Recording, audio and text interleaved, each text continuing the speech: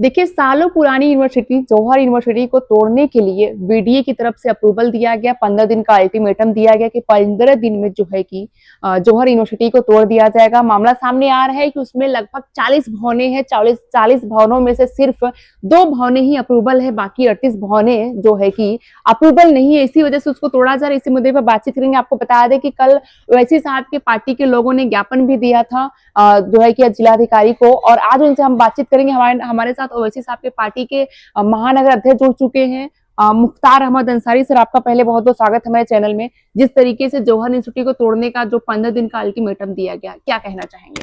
भाई देखिए, Rampur development authority ने उसको जो नोटिस दिया है वो नोटिस एकदम अवैध है। इसलिए अवैध है कि अधिसूचना संख्या 19 सन 2006 में विधान परिषद के द्वारा उसकी पूरी पुष्टि हुई और उसके मान्यता से वह कॉलेज यूनिवर्सिटी बनाई गई। सवाल ये उठता है कि राज्य सरकार उस वक्त राज्य सरकार के मुख्यमंत्री कोई और था, आज के मुख्यमंत्री योगी आदित्यनाथ जी हैं।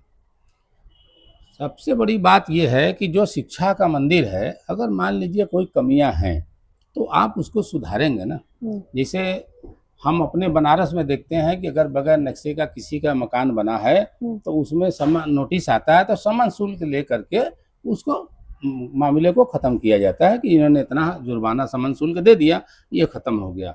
मगर मुद्दा यहाँ वो नहीं है। मुद्दा यहाँ ये है कि वह एक मुस्लिम ने बनवाया और एक मुस्लिम के नाम से बनवाया। स्वतंत्रता सेनानी मोहम्मद अली जौहर साहब जो थे, जो कि बहुत बड़े मौलाना थे, बहुत सारे काम देश के लिए किए, और सबसे बड़ा अफसोस हम लोग को होता है ये योगी जी की बात से और लोगों की बात से कि मोहम्मद अली जौहर साहब जो स्वतंत्रता सेनानी थे, और उन लोगों के नाम से अगर कोई चीज रखा जाता है तो इनको बहुत खराब लग रहा है। सबसे बड़ा सवाल ये है कि जौहर साहब ने देश की आजादी में अपना योगदान दिया था, स्वतंत्रता सेनानी में नाम है, एक देश के लिए बहुत बड़ा अहम चेहरा है उनका, और उनके नाम से जो यूनिवर्सिटी बना उस पर इस तरीके के बुलडोजर एक्शन सब देखने को मिलेंगे। उसको लेकर के क्या सोच रहे हैं आप लोग? भाई सोचने की इसमें कोई बातें नहीं है। देखिए, वो मोहम्मद अली जौहर मुसलमान थे तो उनके नाम से रखा है।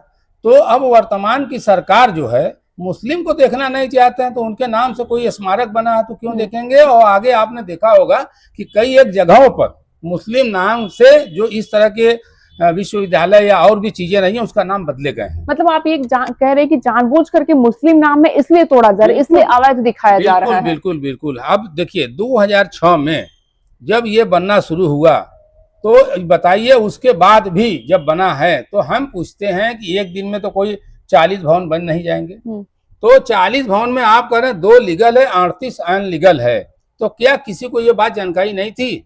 मुझे जो जानकारी रामपुर से हुई है कि रामपुर डेवलपमेंट अथॉरिटी जो है इस तरह की जो कार्रवाई कर रही है वो सरकार के इशारे पर कर रही है। ये योगी जी के इशारे पर हो रहा है। जैसा कि आजम खान साहब को जब से योगी जी आए हैं जेल में भेज रहे हैं, तरह तरह सैकड़ों मुकदमे किए गए, जग जाहिर है, पूरा देश जान रहा। तो हमने कल भी बात कहा था कि अरे भाई, राजनीतिक लड़ाई की सीमा होती है। योगी जी आप तो जाने दीजिए, अरे कितना उनको परेशान आप करेंगे। आप कोई खानदानी झगड़ा तो है नहीं, पॉलिटिकल लड़ाई है। तो ये बात वो नहीं है। बात ये है कि एक आजम खान, एक जौहर विश्वविद्यालय को लेकर के ये हिंदुस्तान के सारे मुसलमानों को साधने का ये प्रयास है, जबकि वह शिक्षा का मंदिर है।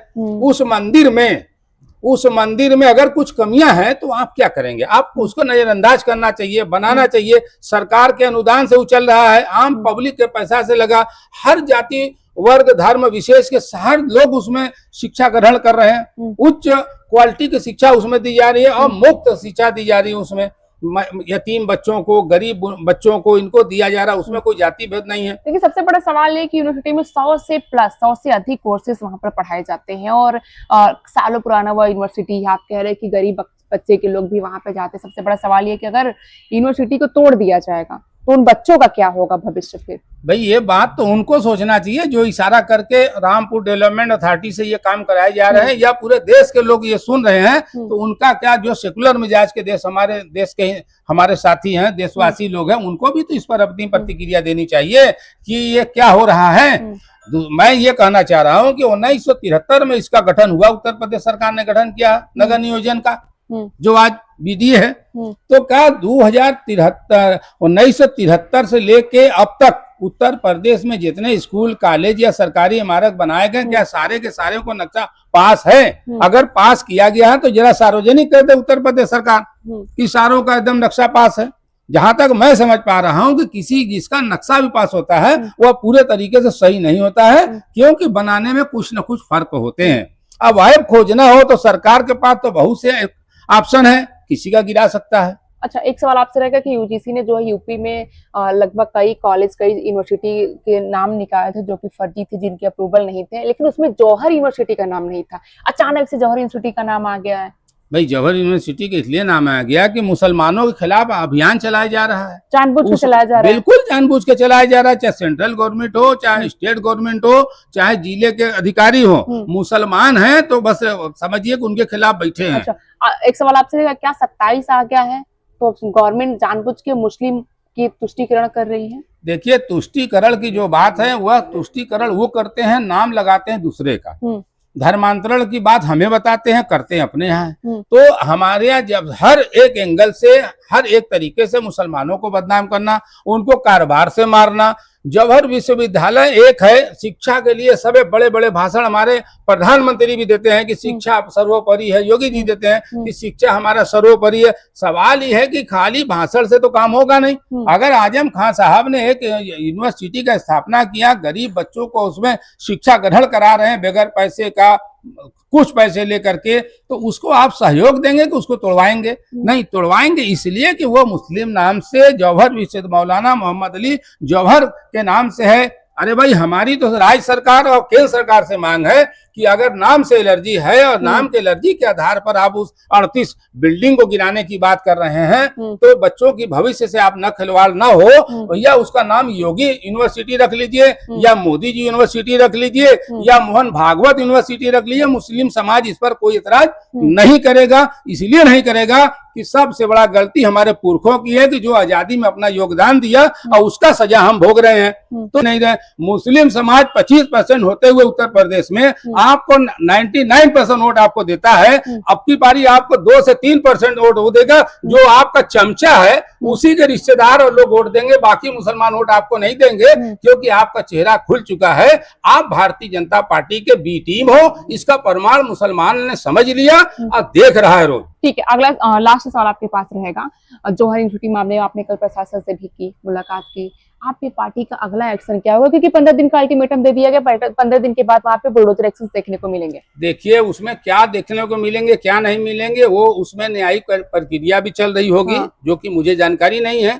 अगर इस तरह की कोई सुनवाई नहीं होती है तो हम लोग मौन जुलूस निकालेंगे और बाबा डॉक्टर भीमराव अंबेडकर के प्रतिमा के यहाँ से हम लोग काली पट्टी वहां माल्यार्पण करेंगे। उसके बाद में वहां से काली पट्टी बहात के जिला मुख्यालय पर जाकर के शांतिपूर्वक हम लोग धरना का प्रयास करेंगे। अगर परमिशन नहीं देंगे तो हम लोग शास्त्री घाट प्रोग्राम करेंगे, मगर बिल्कुल शांतिपूर्वक तरीके से। और अपने विरोध जारी रहेगा, विरोध जारी है। वो अपने देश के जो हमारे सेकुलर लोग हैं उनसे आह्वान करते हैं, अपील करते हैं आपके चैनल के माध्यम से कि सारे लोग मिल के आवाज उठाएं। ये शिक्षा का मंदिर है, इसको बचाना है। बहुत बहुत धन्यवाद। हमारे साथ थे ओवैसी साहब के पार्टी के वाराणसी महानगर अध्यक्ष मुख्तार अहमद अंसारी जी। इनका कहना है कि यूनिवर्सिटी बचनी चाहिए, फिर अगर मौजूदा सरकार को मुस्लिम नाम से दिक्कत है तो उस यूनिवर्सिटी का नाम मोदी के नाम से रख दे, योगी के नाम से रख दे, या फिर मोहन भागवत के नाम से रख दे, कि तो शिक्षा की जो मंदिर है वो बची रहनी चाहिए। इसके साथ ही इनका एक बड़ा बयान सामने है कि 27 में सपा का जो है आखिरी चुनाव होगा, क्योंकि सपा ने मुस्लिम समाज के लिए एक भी लड़ाई नहीं लड़ी है। ऐसी तमाम खबरों के लिए आप बने रहिए News 24/7 HRS के साथ।